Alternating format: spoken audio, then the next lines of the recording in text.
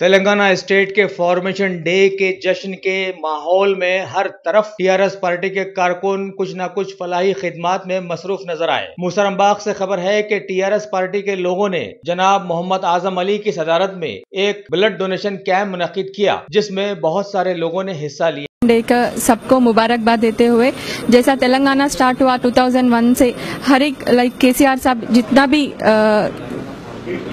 भी मुश्किलों में आके ये तेलंगाना को पॉसिबल करे और इसका बंगारू तेलंगाना भी जरूर बनाएंगे।